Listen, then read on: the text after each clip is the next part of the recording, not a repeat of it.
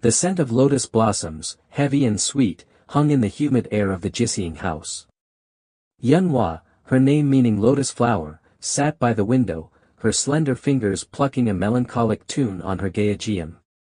At 28, she was considered past the prime of a Gisaeng, but her beauty, though tinged with a hint of sadness, still held a captivating allure. Her silk hanbok, a soft shade of jade, flowed around her like water, hinting at the curves beneath. Orphaned at a young age, she had been taken in by the head Gisaeng, who recognized her potential. She was known for her voice, as clear and pure as a mountain spring, and her skill with the Gisaeng, which could weave tales of love and loss with every note. Outside, the bustling streets of Joseon-era Hanyang whispered of courtly intrigue and the struggles of common folk. Yunhua, however, felt a world away, lost in the echoes of her music. She yearned for a life beyond the painted walls of the Gisaeng house, a life of genuine love and companionship. A life, with him. Du Hyun. The name echoed in her heart like a forbidden prayer. He was a young scholar, a seonbai, poor but brilliant, his mind sharp and his spirit kind. Their first meeting had been accidental, a chance encounter near the stream where she often went to escape the confines of her life. He had been sketching the landscape, capturing the delicate dance of sunlight on the water, and she had been drawn to his quiet intensity. Their conversations, stolen moments amidst the willows, had blossomed into a love as delicate and forbidden as a lotus blooming in winter. Yunhua, a voice called, breaking her reverie. It was the head Gisaeng, her face etched with a mixture of concern and disapproval. You have a visitor. Yunhua's heart fluttered. Could it be Du Hyun? But the hope was quickly extinguished as she saw the figure standing in the doorway. It wasn't Du Hyun's lean, scholarly frame, but the portly, richly dressed form of a minor court official. Disappointment, sharp and familiar, pricked at her. She had entertained many such visitors. Men who sought fleeting pleasure and offered empty promises. But none of them stirred her soul like Du Hyun. He requests a song, the head Gisaeng said, her voice laced with a subtle warning. Yunhua knew what it meant. This official was influential, and her performance could affect the fortunes of the entire Gisaeng house. She bowed her head, accepting her fate. As she sang, her voice weaving a tale of a heartbroken maiden, she thought of Du Hyun. He had promised her a different life, a life where she wouldn't have to sing for strangers, where her beauty wouldn't be a commodity. He had spoken of his ambition, of his desire to rise in the court, to make a name for himself, and then, he would take her away from this gilded cage. But promises, she knew, were as fragile as lotus petals. Later that night, under the cloak of darkness, a figure slipped through the back gate of the Gisaeng house. It was Du Hyun. He found her in the garden, bathed in the silvery moonlight. Yunhua, he whispered, his voice filled with urgency. I have news. His eyes, usually filled with a gentle light, now burned with a fierce intensity.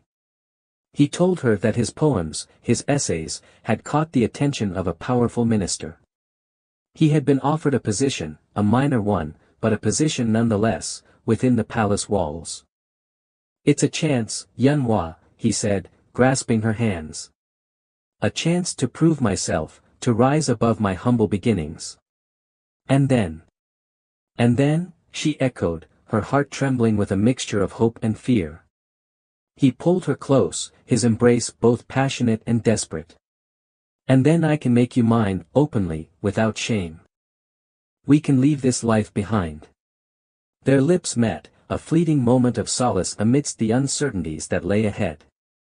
The kiss was deep, passionate, a desperate clinging to a shared dream in a world that seemed determined to keep them apart. It was a promise whispered in the darkness, a fragile hope against the harsh realities of their lives. He tasted of ink and paper, of the words he so carefully crafted, and of the dreams they shared. She tasted of the bittersweet wine she had been forced to drink earlier, and of the tears she held back. The scent of the lotus blossoms around them mingled with the musk of their desire, creating a heady perfume that filled the night. For a moment, the world outside ceased to exist. There were only the two of them, their bodies intertwined, their hearts beating as one. But even in that moment of intense intimacy, a shadow of doubt lingered in Yunhwa's mind. She knew the court was a treacherous place, a den of vipers where ambition and betrayal thrived. Would Du Hyun be strong enough to resist its corrupting influence? Would their love survive the trials that awaited them? Only time would tell. Du Hyun, true to his word, began his ascent in the palace. He proved to be not only a gifted scholar but also a shrewd politician, quickly learning the intricate dance of courtly favor. He sent her messages, brief and coded, through a trusted servant, assuring her of his continued love and his plans for their future. But the messages became less frequent, the intervals between them stretching longer and longer. Yunhwa, meanwhile, found herself increasingly entangled in the web of the Gisaeng house's own politics. The head Gisaeng, seeing Du Hyun's rising star, began to pressure Yunhwa to use her influence with him, to secure favors and protections for their establishment. Yunhwa resisted, fiercely protective of the purity of their love, unwilling to taint it with the grime of political maneuvering. One day, a grand banquet was announced at the palace. It was to be a lavish affair, attended by the most powerful officials and nobles in the kingdom. And Du Hyun, to Yunhwa's mingled pride and apprehension, was to be among them. The head Gisaeng insisted that Yunhwa attend, not as a Gisaeng, but as a guest. It was a rare opportunity, she argued, a chance to showcase Yunhwa's beauty and talent. To further solidify Du Hyun's position and, of course, to benefit the Gisaeng house. Yunhwa was torn. She longed to see Du Hyun, to reassure herself that his heart still belonged to her.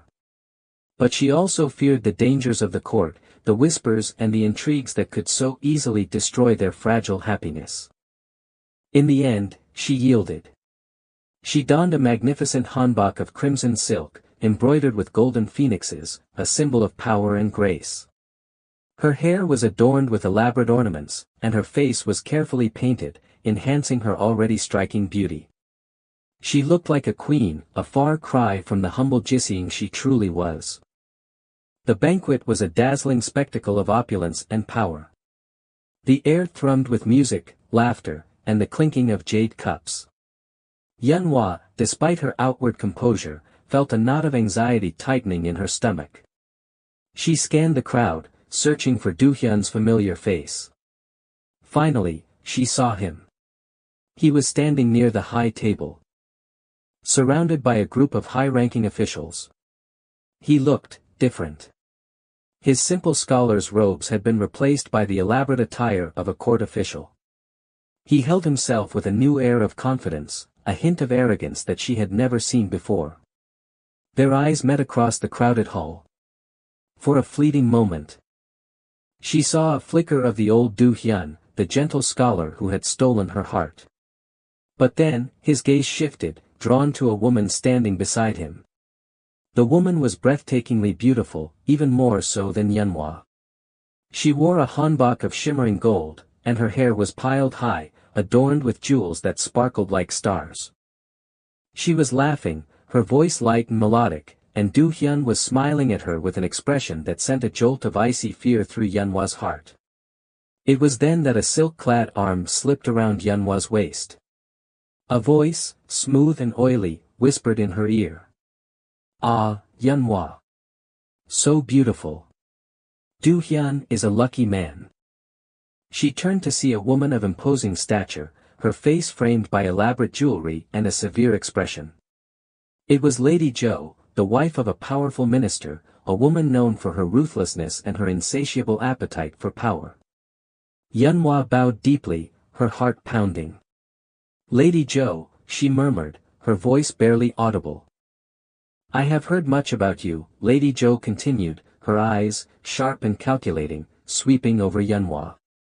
"Your beauty, your talent, and your influence over our dear Du Hyun." Yunhwa felt a chill run down her spine. She knew, with a sickening certainty, that this encounter would change everything. This was not the kind of attention she wanted. The kind that drew the eye of vipers. He is, a good friend, Yunhua stammered, trying to maintain a semblance of composure. Lady Zhou smiled, a cold, predatory smile that did not reach her eyes. Friendship is a valuable thing, she said. But loyalty is even more valuable. Especially in the palace. She gestured towards the woman standing beside Du Hyun. That is Haewon, my niece. A gifted young woman. Du Hyun seems quite taken with her, wouldn't you say? Yunhua could only nod, her throat constricting. The knot in her stomach had tightened into a painful ache. She felt as if she were drowning, suffocating in the perfumed air of the banquet hall. Lady Zhou's smile widened. I believe, she said softly, that it is time for Du Hyun to reconsider his allegiances. A man of his potential should not be burdened by unsuitable attachments. The message was clear. Lady Zhou was offering Yunhua a choice: cooperate, and perhaps survive, resist, and be crushed. Yunhua, trapped in the gilded cage of the palace, saw the walls closing in around her. Her dream, her love, her future, all seemed to be slipping away, like sand through her fingers. The scent of lotus, once a comfort, now seemed to mock her, a reminder of the beauty she might never attain. The banquet continued, the music and laughter swirling around her like a mocking chorus. But for Yunhua, the world had gone silent, replaced by the deafening roar of her own despair. The night was young, but for her, it felt like the end of everything. She, a simple lotus, was caught in the crossfire of power, of ambition, and of a love that was as forbidden as it was fierce. The following weeks were a torment. Du Hyun avoided her, his messages ceasing altogether. When she did catch a glimpse of him in the palace corridors, he would avert his eyes, his face a mask of cold indifference. Haewon, on the other hand, was always at his side, her laughter a constant, painful reminder of Yunhua's loss. Lady Zhou made her intentions clear. She summoned Yunhua to her lavishly decorated chambers, the air thick with the scent of expensive incense. The older woman, seated on a silk cushion, regarded Yunhua with a mixture of disdain and amusement. You are a clever girl, Yunhua, she began, her voice dripping with condescension. You understand the ways of the world. You know that a Gisaeng, however beautiful, has no place in the life of a rising court official. Yunhua stood silently, her hands clenched tightly in the folds of her hanbok. She refused to meet Lady Zhou's gaze, focusing instead on a delicate painting of plum blossoms that hung on the wall. Du Hyun has a bright future, Lady Zhou continued. A future that will be greatly enhanced by a suitable marriage. Haewon is from a good family, a family with connections. She can offer him what you never could. Each word was a dagger, twisting in Yunhua's heart. She knew that Lady Zhou was right, that her love for Du Hyun was a liability, a stain on his reputation. But she couldn't bear the thought of losing him. Of surrendering him to another woman. I love him, she whispered, her voice barely audible. Lady Zhou laughed, a harsh, brittle sound. Love? Love is a luxury that people like you cannot afford. You are a Gisaeng, Yunhua. Your purpose is to entertain, to provide pleasure. Do not delude yourself into thinking you are anything more. She leaned forward, her eyes narrowing. I am a generous woman, Yunhua. If you cooperate, if you persuade Du Hyun to sever his ties with you, I will ensure that you are well taken care of. You will have a comfortable life, perhaps even your own house, your own servants. It was a bribe, a gilded cage offered in exchange for her heart. Yunhua finally raised her eyes, meeting Lady Zhou's gaze with a newfound defiance. I will not betray him, she said, her voice trembling but firm. And I will not betray my love. Lady Zhou's smile vanished. Her face hardened, her eyes turning cold and cruel. You are a foolish girl, she hissed. You think you can defy me? You think you can stand in the way of Du Hyun's destiny? You will learn, Yunhua. You will learn that resistance is futile. The threat hung in the air, heavy and ominous. Yunhua knew that she had made a dangerous enemy. But she also knew that she could not, would not, surrender her love without a fight. That night, she sought out Du Hyun. She bribed a palace servant to deliver a message, a plea for him to meet her in the secret garden where they had first confessed their love. She waited for hours, the moon casting long, eerie shadows across the garden. The scent of lotus blossoms, once a source of comfort, now seemed to mock her. A reminder of the love that was slipping away. Finally, he came. He stood before her, his face pale and drawn, his eyes filled with a mixture of guilt and apprehension. Yunhua, he began, his voice hesitant. This is dangerous. I had to see you, she said, her voice choked with emotion. I had to know, do you still love me? He looked away, unable to meet her gaze. Things are complicated, he mumbled. Complicated, she repeated, her voice rising. Is that all you can say? After everything we've shared, after all your promises? He flinched, as if struck by her words. I never meant to hurt you, he said. But you have, she said, tears streaming down her face. You have betrayed me, betrayed our love. You have chosen power and ambition over everything we held dear. He finally looked at her, his eyes filled with a desperate plea. Don't you understand, he said. I'm doing this for us. If I can rise high enough, I can overcome all obstacles. I can make you my wife, openly, without shame. And what about Haewon? She asked, her voice trembling with anger and pain. What about Lady Jo? Do you think they will simply allow you to have your way? He hesitated, a flicker of doubt crossing his face. I can handle them, he said, but his voice lacked conviction. Yunhua shook her head, her heart breaking. She saw, with a devastating clarity, that he had already lost himself. He had become a pawn in a game of power, a game he could not possibly win. Their intimate moment was brief. Hidden in the darkness, their passion, however, was almost animalistic. They clung to each other, desperate to find the lost connection, to make real what they had imagined their lives would be. Du Hyun, she whispered, her voice raw with emotion, please. Don't do this. Run away with me. We can leave all of this behind. It was a final plea, a desperate hope. He pulled back, his eyes filled with a mixture of longing and fear. I can't, he said, his voice barely a whisper. It's too late. And with those words, he shattered her heart, and any illusion she still held. The dream was over. The trap was sprung swiftly and brutally. Du Hyun, emboldened by Haewon's beauty and Lady Jo's promises, made a series of reckless decisions, playing into their hands. He took on risky ventures, borrowing heavily and alienating powerful allies. Haewon, meanwhile, whispered poisonous words in his ear, fueling his ambition and isolating him further from those who genuinely cared for him. Yunhua watched helplessly as Du Hyun spiraled downward, his reputation tarnished, his future crumbling. She tried to warn him, to reach out to the man she had once loved, but he refused to listen. Blinded by his own desires and the machinations of his enemies. Then came the final blow. Du Hyun was accused of embezzlement, of using his position for personal gain. The evidence, carefully fabricated by Lady Jo and Haewon, was overwhelming. He was stripped of his rank, his property confiscated, and his name dragged through the mud. He was ruined.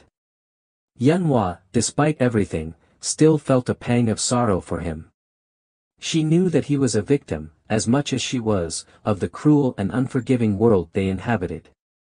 But she also knew that she could no longer save him. He had made his choices, and he had to face the consequences. But Lady Jo wasn't finished. She had used Du Hyun, and now she turned her sights on Yunhua. She knew that Yunhua still held a place in Du Hyun's heart, however diminished, and she would not tolerate any loose ends. One evening, As Yunhua was preparing to leave the Gisaeng house, she was confronted by Lady Zhou's guards. They seized her roughly, dragging her to a waiting palanquin. "Where are you taking me?" she cried, struggling against their grip. "Lady Zhou has a special task for you," one of the guards sneered. She was taken, not to Lady Zhou's opulent mansion, but to a secluded temple on the outskirts of the city. There, she was thrown into a small, dark cell. The air thick with the smell of mildew and decay. Days turned into nights. Yunhua was left to languish in the darkness, her only companions the rats that scurried across the floor and the echoes of her own despair. She was given only scraps of food and water, barely enough to sustain her. Finally, Lady Zhou came to visit. She stood before Yunhua's cell, her face a mask of cold triumph. "Have you learned your lesson, Gisaeng?" she asked, her voice dripping with malice.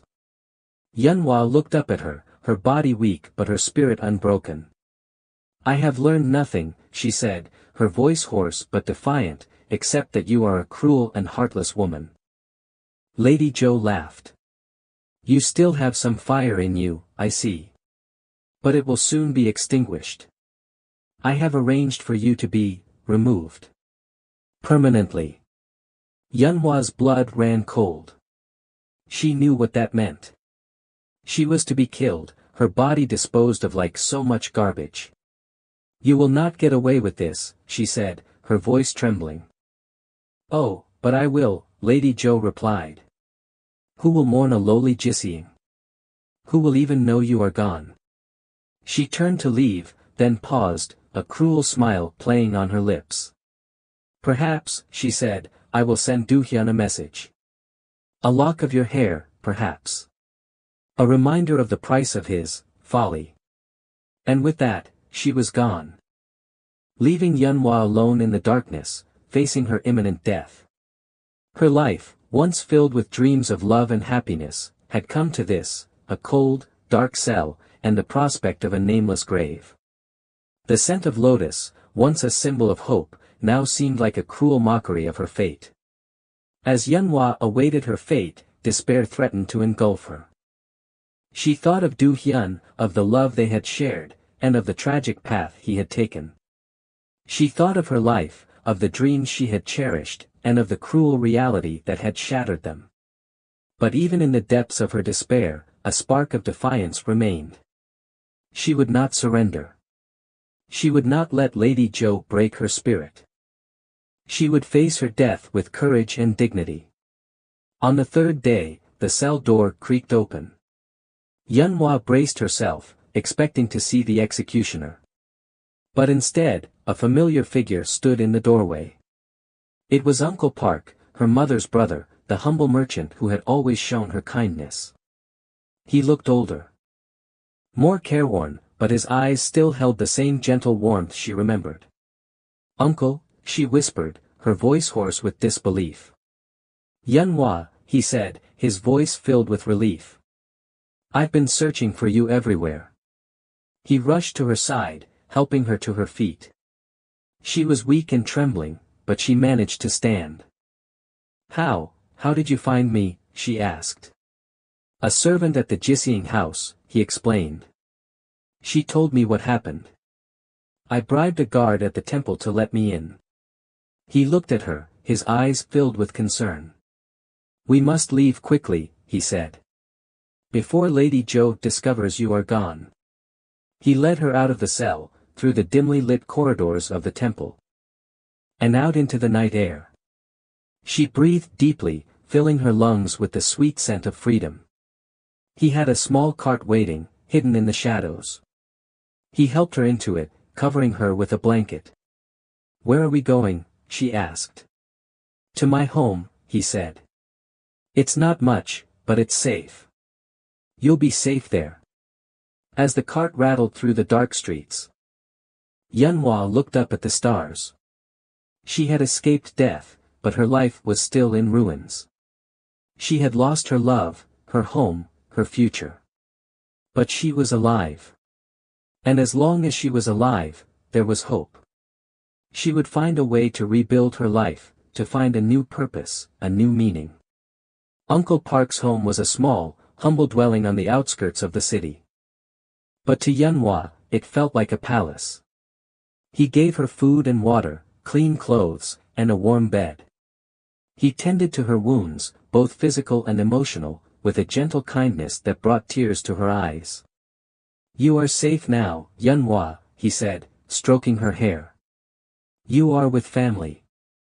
And in that moment, Yunhua realized that she was not alone. She had lost Du Hyun, but she still had Uncle Park, the one person who had always been there for her, the one person who had never betrayed her trust. She had a long road ahead of her, a road filled with uncertainty and hardship.